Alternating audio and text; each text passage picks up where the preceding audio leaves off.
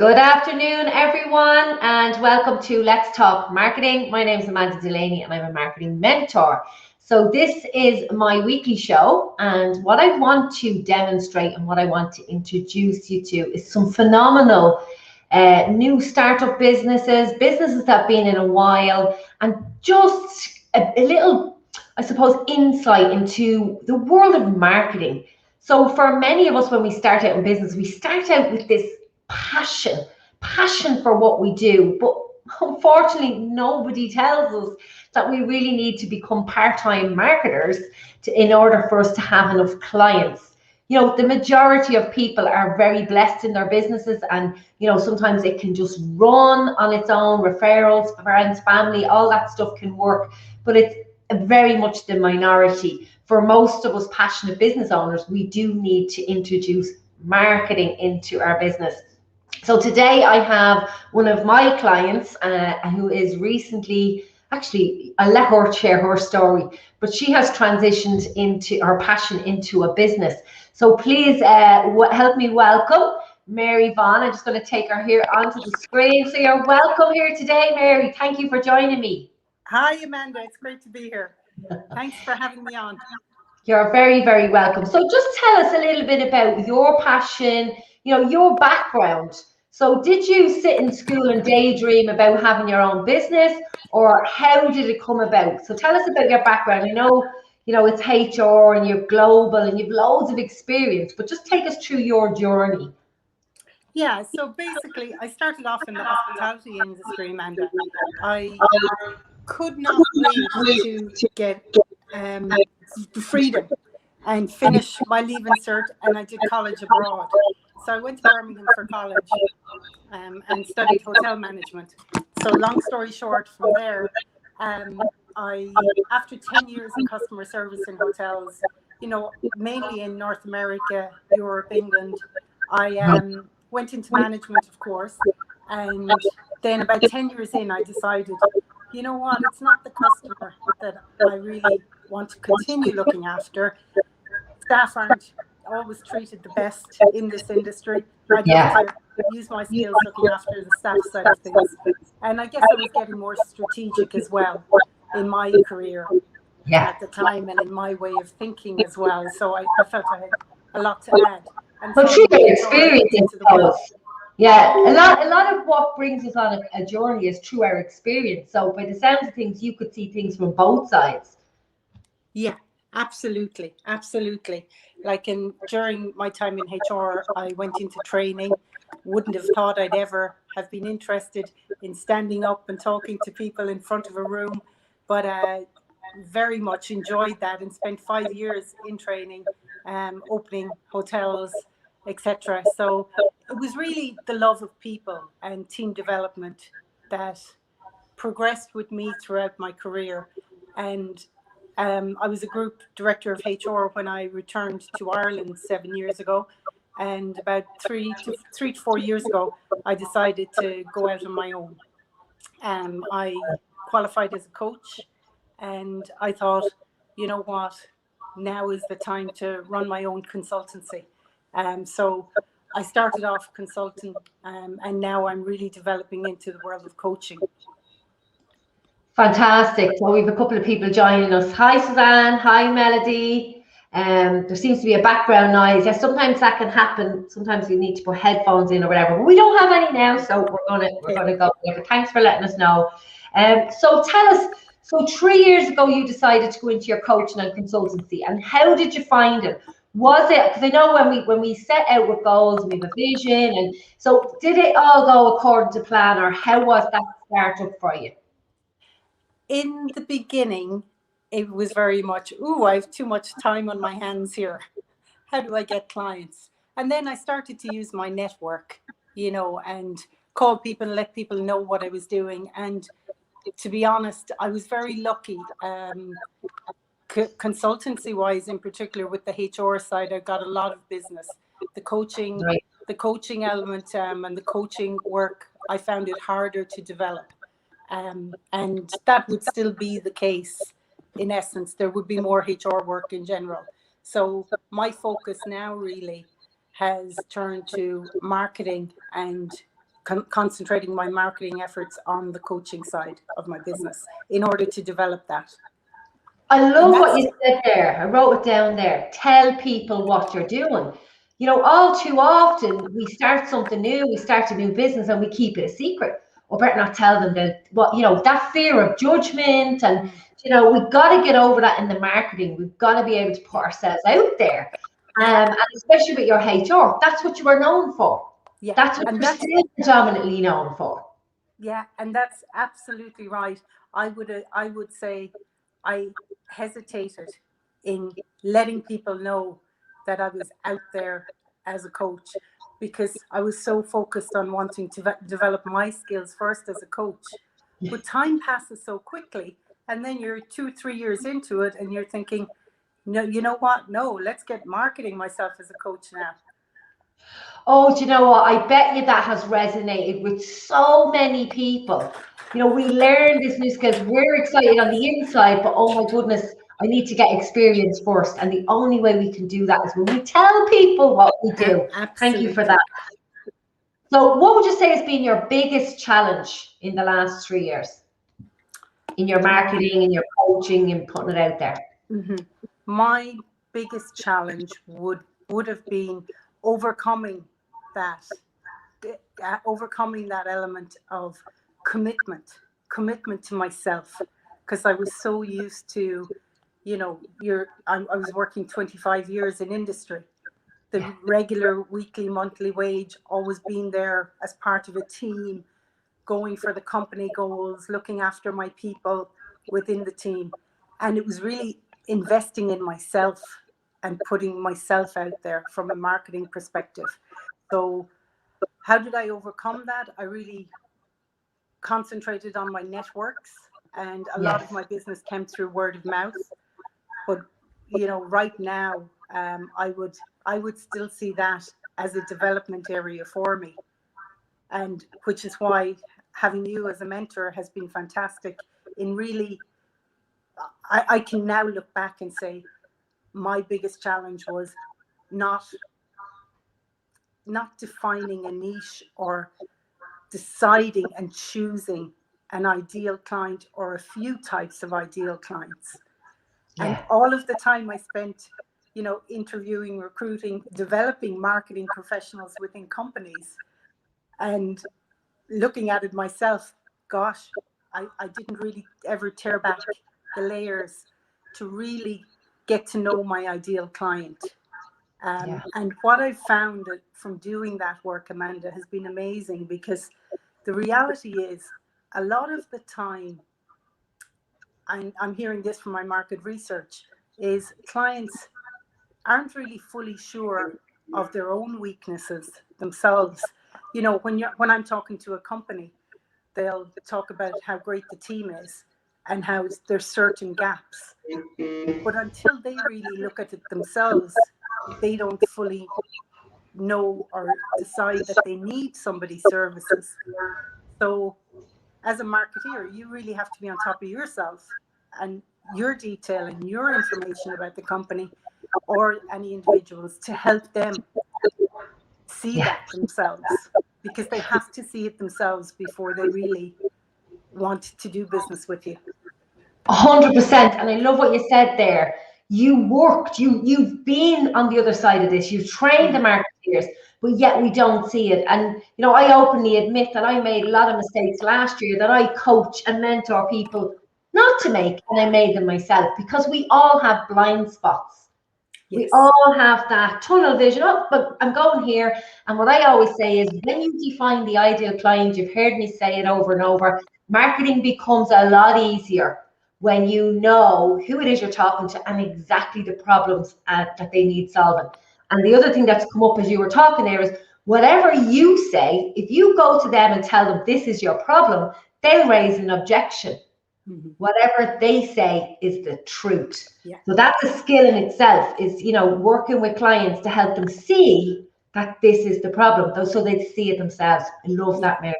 Yeah, and that takes building relationships with them and developing that trust with each other before those doors will open up.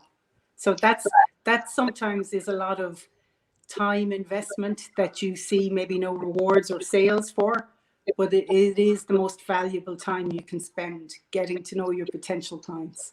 And not all of them will become clients, but you learn from a lot of them. And that's okay. And that's the difference between marketing and sales. You know, when you're marketing, you're adding value, you're researching, you're finding out about this client, and that is time and energy. And if you have to spend a few bob, money well spent. You know, I often think of that image of the path, you know, where they go and lay down the beautiful path, and then the people walk the shortcut that way. You know, if you spend all your time doing what you presume and what you think they need, and then you put it out to the world, and it's like crickets. There's nobody there, because presumption will make a fool. So what have you found during your research? Have you had many shockers, surprises, where people have, you know, really surprised you with stuff they've said? So compared to what you thought to what you actually found out was fact. Most recently now, and this could be an element of the pandemic, I'm speaking to a lot of individuals and even companies regarding redundancies. And you know, the atmosphere that changes around redundancies. Now, I'd be very familiar with redundancies from, you know, the position of being a director of HR, but also I've gone through it myself in the 2008-2009 crash. So I have been on the receiving end, so can empathize with that. But I guess I'm the type that's resilient and bounce back. But I could feel everything that anyone goes through during that time. And talking to clients recently in my marketing research, I've really seen that there's something definitely that's a gap there that does need attention, because people go through, and this is where coaching can really help. So I'm putting together a program at the moment to guide people through redundancies, and that can be with companies or with employees directly. Yeah. So something, taking a few minutes or a few hours of a week to research just gives you that little edge. Yeah. That when you put a proposal together, when you create your offer, when you're putting your message out there, you know exactly what's going on in your marketplace. You're speaking, you know, I hear it all the time from clients, and you've heard it as well in the academy. I'm getting a message saying, are you in my head? How did you know this? Yeah. And Amanda, that just shows the value of market research as well, because it was quite the opposite thing that was on my mind to go looking at. I'm a career coach, an executive coach, leadership coach. I look at mindset and success and goals and achievements. Dealing with redundancies and something that causes so much pain for people was the last thing on my mind. Yeah. You know, within looking for coaching business. But this is what I found out when I started to do the market research. So you have to follow the research too. Yeah. Because your heart is there. You have the experience. You have personal experience. You have professional experience. So yes, you can get the results. But that little nugget just makes that offer all the more relevant. You know, it's relevant. It's on topic. It's happening right now. Fantastic. So with Mary Anna is saying, great to see you, Mary. A wonderful coach. So that's for Mary Ann. Well done. What have we got here? Oh, somebody's saying they found it. They're obviously looking for it. Keep the comments coming in, guys. We'll pop back in. So what's been your biggest success? Biggest success from it's hard to actually pinpoint that, because a lot of my successes in industry, I would always say, have come through being in a team, and you know, it's all part of the team. I think really being able to live an independent life, straight out from college, out the doors into a different country, and being able to develop my career and maintain some sort of financial comfort or stability along the way, even at times if it looked rocky. From my perspective now, it's more about fulfillment in life, you know, and really having a great balance in life, one of the things I did since leaving work and going out on my own was to set up NACE Coaching Circle with Ted Walsh, the co-founder. And the two of us, 3.5 years ago, we set up NACE Coaching Circle, and that's really going well now. So it is. We meet monthly, and it's a support network for coaches, basically. So that's something where I would like to direct my long-term goals into developing and supporting coaches within their careers. Fabulous, So fabulous. I think, yeah, that group has gone from strength to strength, and as a network, we help each other and support each other. So for me, it's a great success in the last 3 or 4 years. We won the best coaching circle in Ireland about 3 years ago now, and we are potentially having 4 new members join tonight as well. Isn't that brilliant? Well done, well done. But it is about the network, you know, marketing. I'm big into, you know, coaching and mentoring with the social media, but I'm also, and on last week's call is, you can't just put one fishing rod out. You need to have different methods to marketing, and we did that last week. So Mary, what would be your top, and I know I'm throwing you, I didn't tell you I was going to ask these questions, what would be your top 3 methods for marketing for your business? My top 3 lessons. No, methods. Your methods. So what three methods do you use for marketing? 3 methods. Definitely my network from employment, people I know who I have the relationships with me or know how I work, word of mouth referrals, and definitely my biggest learning most recently has been showing up online and, you know, doing video and really embracing the social media side of things, because that's the way we're going, and it's great. Everything is global now rather than just your own vicinity or country. So definitely social media. Powerful. And can I congratulate Mary? Walks her talk. When she came into the academy, she didn't just do 30 days of showing up, 90 days straight showing up for her consistency in our marketing. So congratulations. Many people come in to do 30 days straight. You did 90 days straight, and that is no small task. But it is, you know, if I was to leave you with a tip, consistency is key. I cannot say it enough.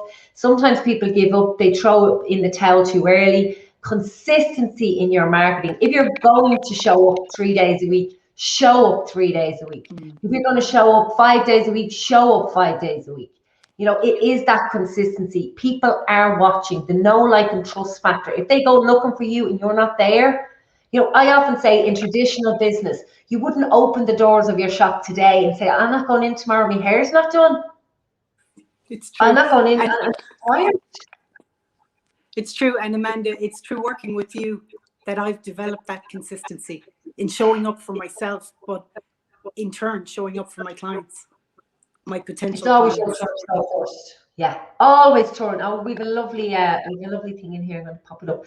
Having only known you, Mary, for a short time and seeing your great consistency with your marketing is clearly evident. You are great at showing up, and it makes a huge difference. You're clearly committed to delivering the best. I'm not sure who that is, but they haven't clicked to say the name. But I totally back that up. You know, if you want to show leadership, if you are a coach or a mentor, or, you know, somebody who wants to guide somebody through a transition, you have to show up first. You have to walk your talk in order for people to see, yeah, well, I'm going to follow that person, or I'm going to work alongside that person. Where if you're saying, I'll be here, and you're scatty with your marketing, doesn't say a whole lot for your brand or you as a business owner, you know. So congratulations, Mary. So one last question for you. What's your top tip to share with a new business owner? My top tip to share with? A new business owner, or somebody's just going into business. It's very easy to work at all times during the day. So make sure you conserve your downtime and take your downtime every week. Because you end up doing, you're master of everything, and it's only you in the beginning. So you have to touch everything and be involved, and it's so time consuming. and so rewarding, but so tiring. So really stage yourself and take those breaks. Oh, what a fantastic tip, Refuel. you know. It is Refuel. so, you've got to refuel. You are the CEO, the Chief Energy Officer of your life and business. You need to keep that energy up. If you let your energy drop, and I've done it, and lots of business owners have done it, if you go low on your energy, it is going to affect your marketing, your sales, your clients, you know, your relationships. Everything's going to dip. Yeah. So I love that. You need that energy, because when I met you, Amanda, I was afraid of video. There was no way I wasn't going to be an 8-year-old child and be glad to be on camera. No way. And it really, really took me a while to get over that fear of what will people think. Now I'm like, well, who? You there? Oh, Mary, we've lost our sound. Can you hear you now? Can you hear me now? Can hear you now. So go on, finish it. You were saying you were first afraid of what people think. Yeah, now I'm like, who cares what others think? It's what I think that really matters. Yeah. And I'm so glad I stepped through that fear. Yeah. There's no going around it. There's no going under it. There's no going over it. There's only ways to go through it. Yeah, so that energy is very important to be able to take those steps. Yeah. Yeah, I have it here. I just found these notebooks upstairs, and one tip for success is combat the fear. Combat the fear. Can't go around it, can't go under it. You got to combat it and go through it. So well done. Mary, you're an inspiration. Well done, Suzanne O'Donnell. Well done. Thank you for sharing your wisdom. And I think on that note, we will wrap it up and say thank you, Mary. Thank you to those who are watching and listening. If you are watching it on a replay or you're watching it on YouTube, leave your comments below. If you have any questions, you can send them to me on email or pop them underneath the comments and I'll get back to you. And I will see you next week with another fantastic guest. Take care. And remember, consistency in your marketing. It's always your turn to go first. Thank you. Thanks, Mary. Thank you. Thanks very much, Amanda.